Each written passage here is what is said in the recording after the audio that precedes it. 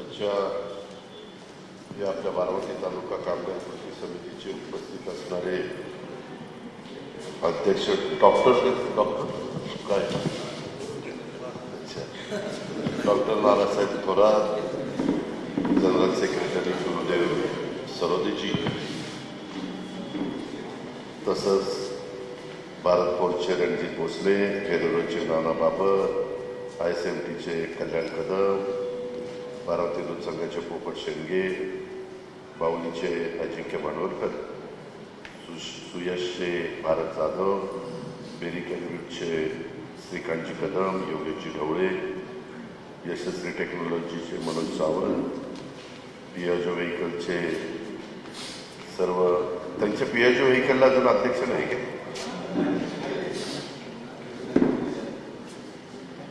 Textile पार्कचे Anil वाघ आणि या सगळ्या ज्या काही युनियन आहेत त्या सगळ्यांचे अध्यक्षांच्या बरोबर आलेले त्यांचे सर्व सहकारी, बारामती तालुका कामगार कृती समितीचे सर्व सन्माननीय पदाधिकारी, बंधू भगिनींनो, माझ्या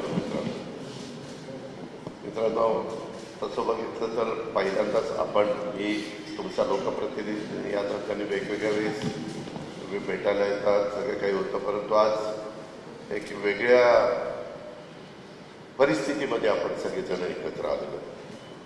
आपल्या सगळ्यांचं स्वागत करत असताना मी एवढंच आपल्याला सगळ्यांना सांगतो की निश्चितपणे कामगारांचे काही प्रश्न आहेत. आत्ता देखील मला कायम कामगार वेतनाबद्दलचा एक बारामती दूध संघाने पत्र दिलेलं आहे. खरं तर आज उद्याच आचारसंहिता लागणार आहे, ती संपल्यानंतर मी त्याच्यामध्ये लक्ष घालीन. मला साधारण आचारसंहिता संपल्यानंतर जे अध्यक्ष आहेत पोपटराव शेडगे आणि कामगार संचालक संतोष साळुंखे यांनी त्या ठिकाणी भेटावं. त्याचबरोबर आता मला नानासाहेब सांगत होते की दादा, आम्हाला बारामती तालुका कामगार कृती समिती कार्यालयासाठी जागा उभारली पाहिजे. त्याच्याबद्दल आता उद्यापासून किंवा आजपासूनच आचारसंहिता लागण्याची दाट शक्यता आहे. आणि आचारसंहितेच्या काळामध्ये काही नियमाचं पालन करायचं असतं. आपल्यालाही माहिती, लोकसभा विधानसभेच्या निवडणुका ज्यावेळेस लागतात त्यावेळेस अशा प्रकारचा प्रसंग आपल्या सगळ्यांच्यावर येत असतात आणि आपण सगळेजण त्याचं पालन करण्याचा प्रयत्न करत असतो. बारामती कशी बदलत गेली, बारामतीचा विकास कसा होत गेला, बारामतीमध्ये MIDCची जागा कमी पडायला लागल्यानंतर जी सह्याद्री डेअरी होती त्यांची पण सगळी जागा आपण MIDCला घेतली. अजूनही माझा प्रयत्न आहे, शेतकऱ्यांना स्वखुशीने जर पलीकडची जागा दिली तर MIDCमध्ये बरेचसे प्लॉट आता शिल्लक राहिलेले नाही, परंतु काही एरिया ते युनिट अडचणीत आल्यामुळं बंद पडले तर मोकळ्याच्या मोकळ्या जागा, जर तुम्ही बघितलं भारत फोर्सच्या शेजारी आता डिस्लरी एक उभी राहिलेली आहे, परंतु त्याच्या समोरचं स्पेंटेक्स, ऑर्के वगैरे ह्या सगळ्या 3 मिल होत्या तुमच्या टेक्स्टाईल, तर त्या सगळ्या अडचणीत आलेल्या आहेत. पण बाकीचे युनिट म्हणजे तुम्ही ज्यांचं युनियनचं अध्यक्षपद भूषवताय ते डायनामिक्स डेअरी असेल, भारत फोर्स असेल, फेरोरा असेल, ISMT असेल, बाहुली असेल, सुयश ऑटो असेल, पियाजो व्हेकल असेल, टेक्स्टाईल पार्क असेल, हे सगळ्या कंपन्या आपल्या चांगल्या चाललेल्या आहेत. आणि मित्रांनो, तुम्ही एक बघा, बाकीच्या ठिकाणी राज्यामध्ये कंपन्या चालल्यानंतर तिथल्या लोकप्रतिनिधीचा त्या कंपन्यांना फार त्रास असतो. मी गेले 32 वर्ष तुमच्या सगळ्यांच्यामुळे इथं प्रतिनिधी म्हणून काम करतोय. आम्ही सगळेच जण झटत असतो, परंतु कधी मी सातत्याने कामगार आणि उद्योगपती यांच्यामध्ये समन्वय साधण्याचाच प्रयत्न केला. कुठल्याही गोष्टीला आपण त्यांना फक्त कधीतरी आता CSRची पद्धत निघालेली आहे, त्यावेळेस आपण म्हणतो की आमच्या बारामती नगरपालिकेला कचरा गोळा करायला पियाजोच्या काही गाड्या द्या किंवा कधी JCB द्या, असं ते त्या नियमाने ते देता येतं. कारण तुम्ही ज्या कंपनीमध्ये काम करता, तुम्ही ज्या कंपनीमध्ये घाम गाळता आणि त्या घामाचं त्या कष्टाचं तुमच्या चीज होतं, त्यावेळेस कंपनी पण बऱ्यापैकी नफ्यात चालते आणि मग आलेल्या नफ्यामध्ये काही टक्के कंपल्सरी CSR हा त्या कंपनीला द्यावाच लागतो. त्यावेळेस आपण त्यांना म्हणतो की बाबा इथं द्या, अशा प्रकारे आपण त्यांची मदत देतो. काही काहींनी अंगणवाडी आपल्याला चांगल्या करून दिल्या, काही काहींनी तिथं शाळा, मला वाटतं फेडरल शाळा, अतिशय उत्तम अशा प्रकारची शाळा करून दिली, किंवा इतर पण कामामध्ये ही लोक मदत करत असतात आणि त्याचा उपयोग डायरेक्ट इनडायरेक्ट बारामतीकरांना होतो. तुम्ही सगळेजण, शेवटी प्रत्येकाचा प्रपंच असतो, मुलं बाळ असतात, संसार असतो आणि त्यांना कष्टाची कामं करावी लागतात. मी जास्तीत जास्त सुविधा बारामतीकरांच्या करता देण्याचा प्रयत्न माझा नेहमीच असतो.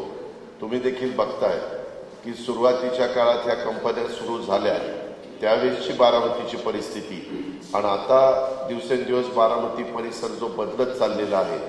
सुदैवाने तुमच्यामुळं मला अर्थमंत्री म्हणून कामं करण्याची संधी मिळते आणि मग अर्थमंत्री म्हणून मी राज्याला पण द्यायचा प्रयत्न करत असतो, त्यावेळेस आपल्याही तालुक्याला देण्याचा प्रयत्न करत असतो.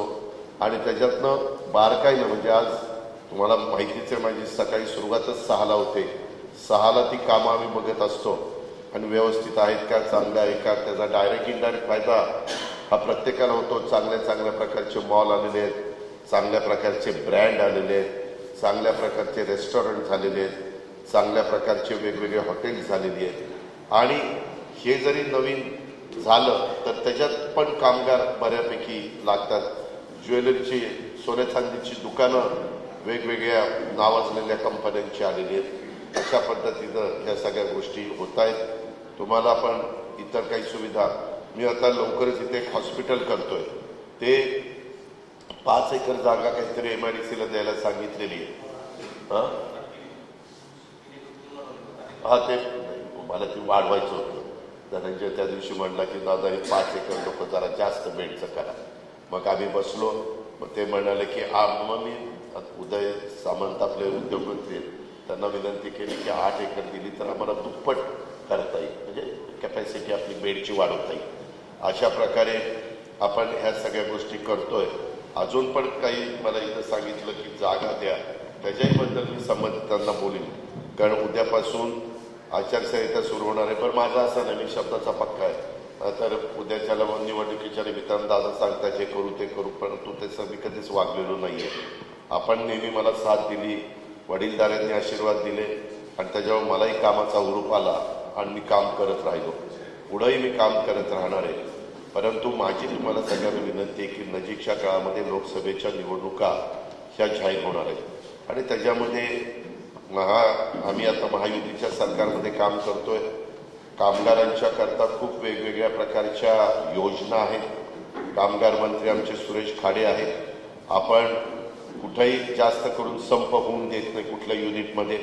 तुम्ही पण ऐकता, थोडंफार पुढं मागं होतं, परंतु आपण बाकीचे बरेच उद्योग हे संपामुळं, मग कुठं कामगारांनी टोकाची भूमिका घेतली म्हणून असेल किंवा उद्योगपतींनी टोकाची भूमिका घेतली म्हणून असेल, पण आपण तसं कधीच वेळ आपल्या बारामतीवर येऊन दिली नाही.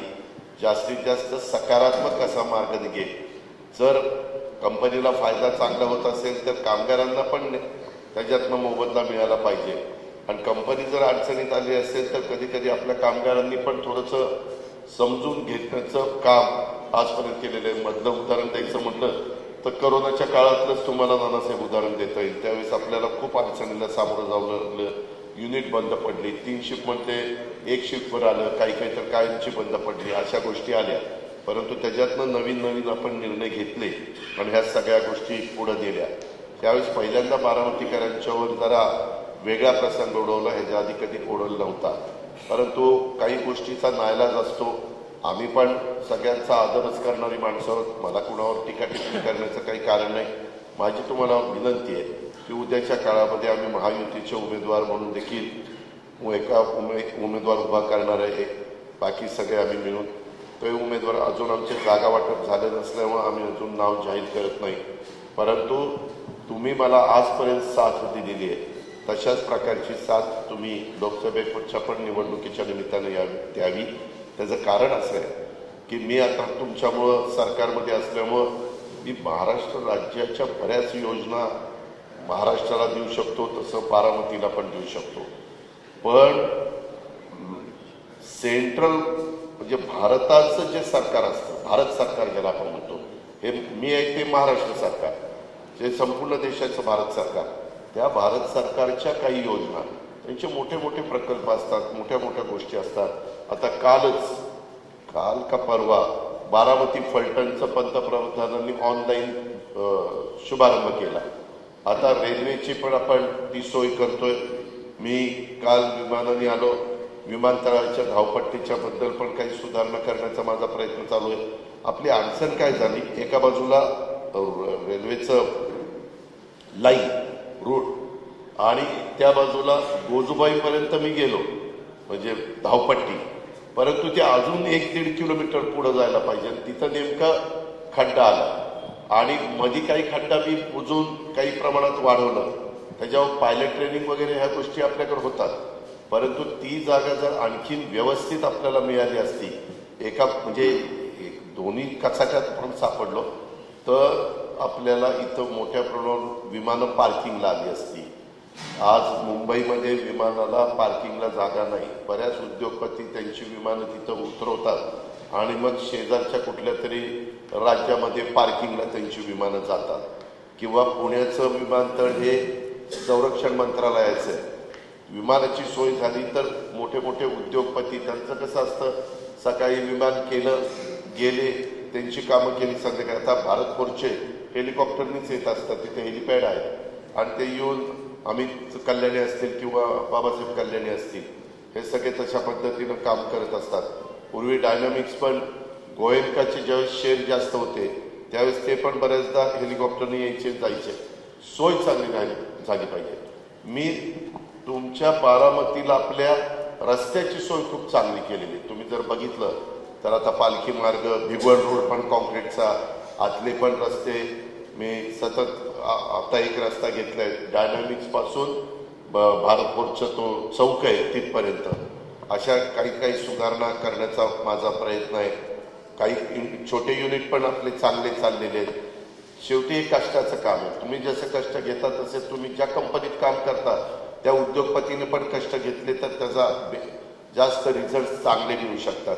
आणि ह्या सगळ्या गोष्टी आपल्याला करायच्या म्हटलं तर मी मगाशी सांगत होतो की केंद्रामध्ये पण आपल्या विचाराचा खासदार जर गेला तर मी उद्या माझे सुदैवाने बारामतीकरांनो, माझे मोदी साहेबांशी संबंध चांगले आहेत, माझे अमित भाईंशी संबंध चांगले आहेत, अमित शहा. आणि उद्याच्याला आम्ही त्यांना सांगितलं की बाबा या पद्धतीनं आता आपल्याला काही गोष्टी करायच्या, तर त्यांच्या एका शब्दाखातर बारामती, इंदापूर, दौंड, पुरंदर, आपला भोरवेला, मुळशी, या सगळ्या भागामध्ये डेव्हलपमेंट भारत सरकारच्या मदतीनं अधिक चांगल्या पद्धतीनं मिळू शकते. आणि म्हणून माझा प्रयत्न आहे की इकडं माझ्या पाठपुराव्याने महाराष्ट्र सरकार आणि तिकडच्या पाठपुराव्याने भारत सरकार, या दोन्हीची जोड ह्या लोकसभा मतदारसंघाला मिळाली तर आणखीन आपला कायापालट होण्याच्या करता, आपल्या इथं विकास होण्याच्या करता, आपल्या इथं अधिक वेगवेगळ्या प्रकारची इंडस्ट्री येण्याच्या करता. कारण मी पण विचार करतोय की काहींनी जागा जशी आपली एमआयडीसी तशा त्यांच्या ताब्यात जागा आहे, परंतु ते आजारी पडले, काही जण लिक्विडेशनमध्ये गेले, काही जणांनी पार त्यांचं सगळं बाळबस्तान बांधून ते निघून गेले.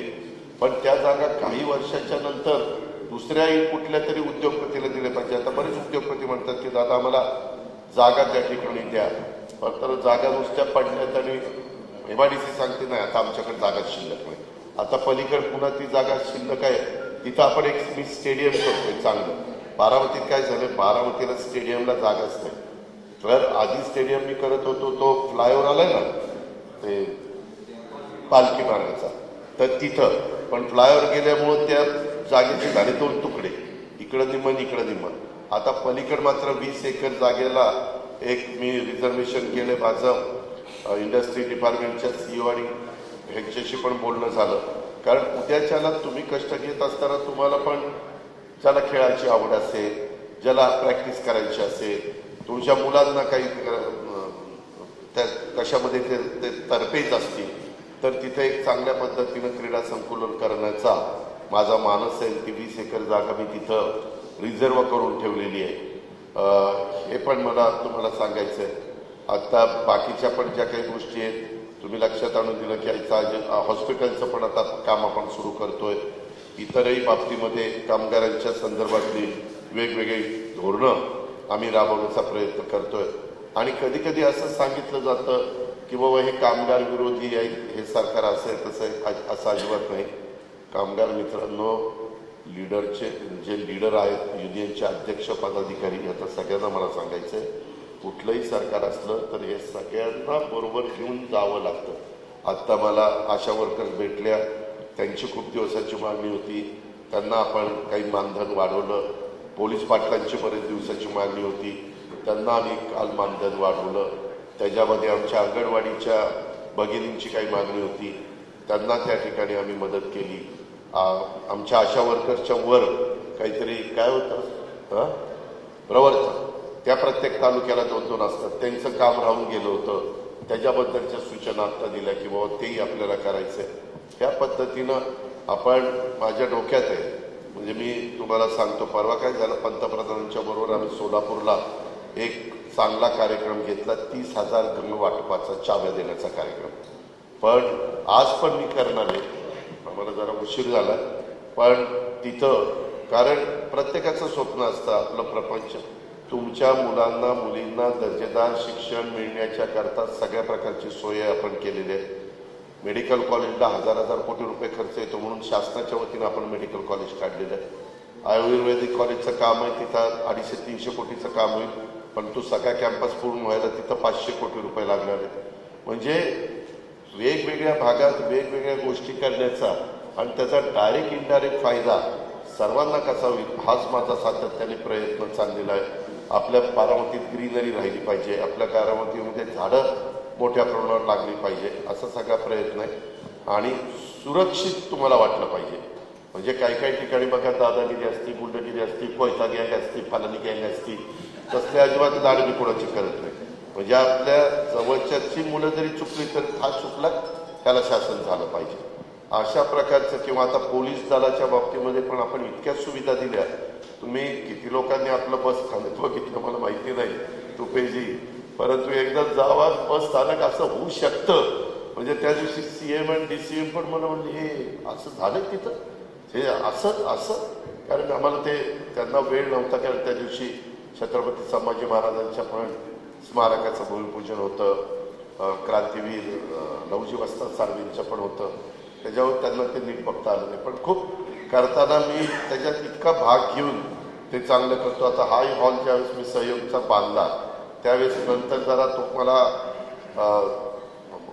अजून सुधारणा करावीशी वाटली. आता चांगला हॉल आपल्याला झालेला आहे. अशा बऱ्याच गोष्टी आपण करतोय. तुम्ही आजपर्यंत साथ देत आलेला आहे, तशीच साथ उद्याच्याही लोकसभेच्या निवडणुकीला मी उभ्या करणाऱ्या उमेदवाराला द्या. माझं चिन्ह घड्याळच आहे आणि तुम्हाला अनेक वर्षापासून घड्याळाची सवय, 25 वर्ष तुम्ही घड्याळ साथ देत आलेला आहे, हे मी स्वतः अनुभवलेलं आहे. म्हणजे मला इतकं अभिमान वाटतो त्या विधान भवनात जाताना की सगळ्यात जास्त मताधिक्याने निवडून आलेला आमदार म्हणून मी तिथं प्रवेश करत असतो.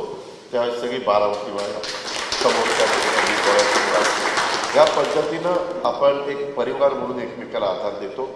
मित्रांनो, इतर पण आता नानासाहेबांनी काही गोष्टी सांगितल्या त्याच्यात पण मी लक्ष घाली. आज आपल्या शब्दाला किंमत आहे, त्याच्यामुळं अनेक गोष्टी आपल्याला करता येतील. मी मगाशी सांगितलं 30,000 घरापैकी 15,000 घराचं परवा चाव्या वाटप झालं सोलापूरला.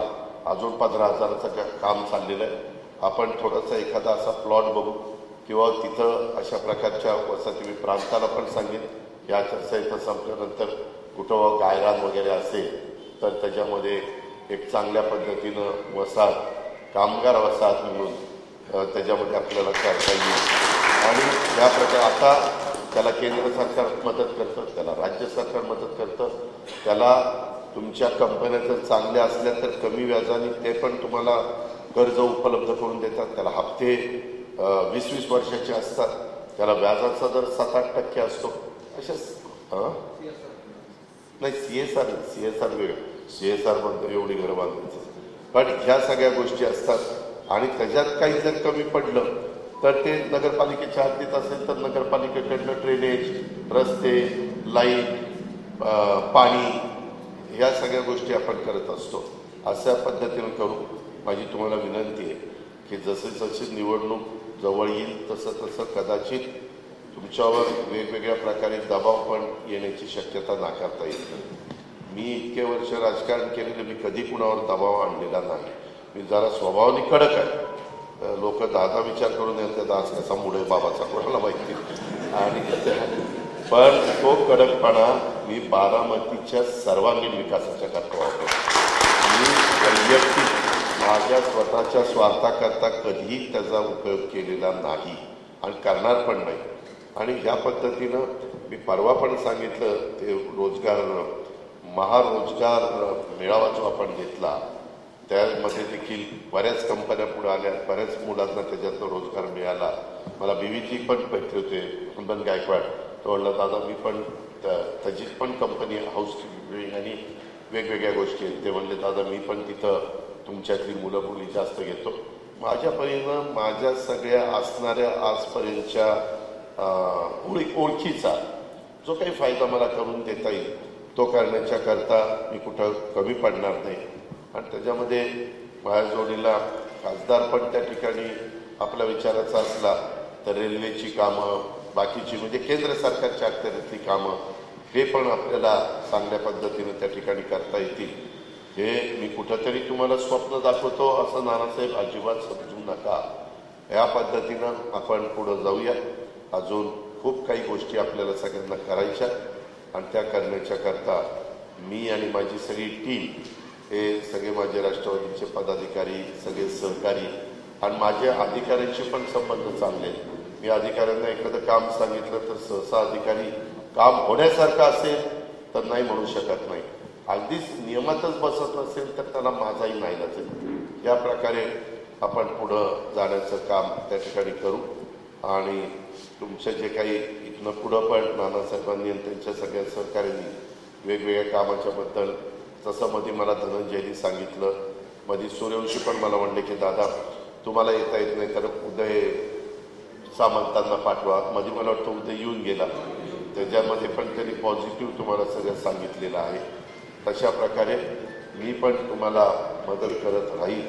आणि वेळ पडली तर पुढं काही कामगार मंत्री कामगार आयुक्त कामगार सचिव आणि मी आणि तुमच्या युनियनचे काही प्रमुख असे काही प्रश्न असतात. प्रश्न एक सोडवला तरी दुसरा नंतर निर्माण होतो तिसरा निर्माण होतो.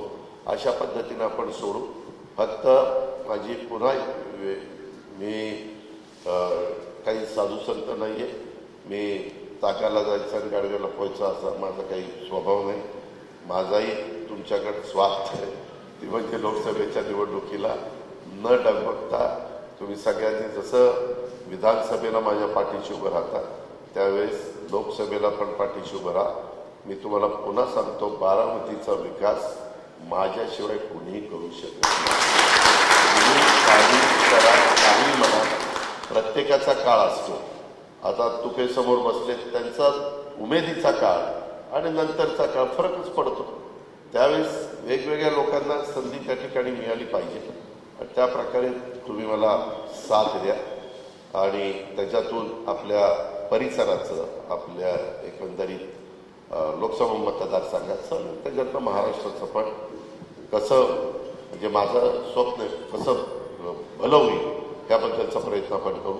आणि माझा तर प्रयत्न आहे की आपला तालुका नंबर 1चा राहायला पाहिजे पण त्याचबरोबर बारामती लोकसभा मतदारसंघ देखील हा पुढं राहायला पाहिजे. पाणी बिणी खूप काही प्रश्न असतात त्याच्यातनं सतत मार्ग काढायचा माझा प्रयत्न असतो.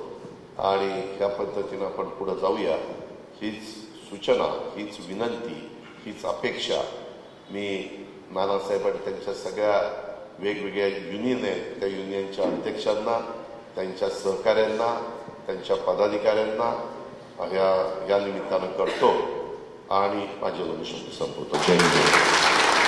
हे मला एबीपी माझा उघडा डोळे बघा नीट.